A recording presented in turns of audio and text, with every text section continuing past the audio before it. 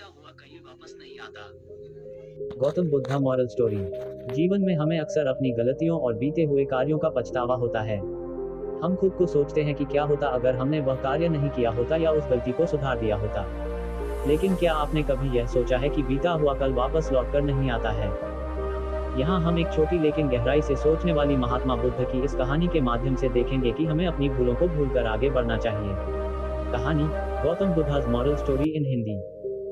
महात्मा बुद्ध एक गांव में प्रवचन सुना रहे थे। उन्होंने पास हुए लोगों के समीप अपनी मधुर वाणी से सभी को संबोधित करते हुए बताया कि हर किसी मनुष्य को धरती माँ की तरह सहनशील तथा क्षमाशील होना चाहिए।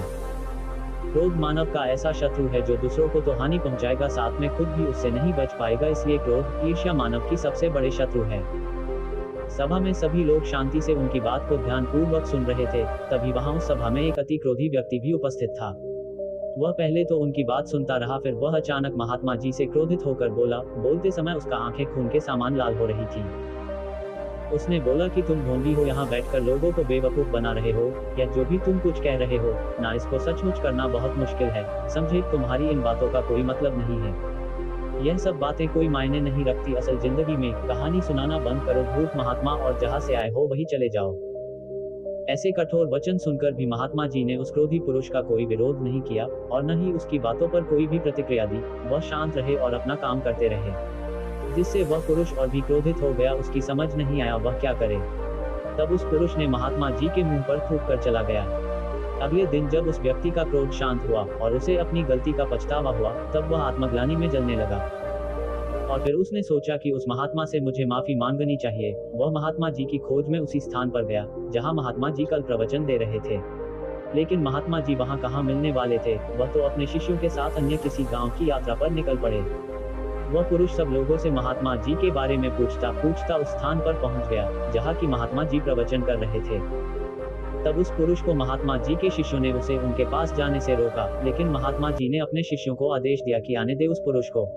तब वह पुरुष महात्मा जी के चरणों पर गिर गया, उनसे बोला, मुझे क्षमा कीजिए महाराज। उसने महात्मा जी से पूछा, क्या आप भूल गए हो कि मैं वही जिसने कल आपका इतना अपमान किया था? मैं अपने दुष्ट कृत्य की आपसे माफी मांगता हूँ।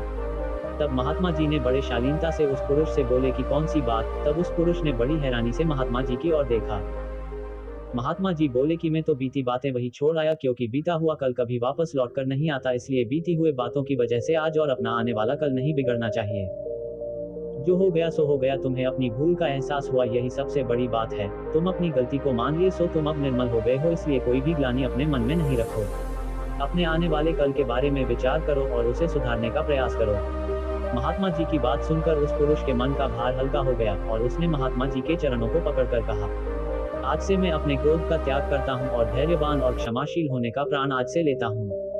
निष्कर्ष। तो दोस्तों, हमें इस कहानी से यह प्रेरणा मिलती है कि यदि अपने बीते हुए कल की गलती को लेकर हमें वर्तमान में उसका पछतावा न कर, उस गलती को हमें अपने भविष्य में कभी नहीं करना चाहिए, क्योंकि दोस्तों बीता हुआ कल कभी लौटकर वापस नहीं आता।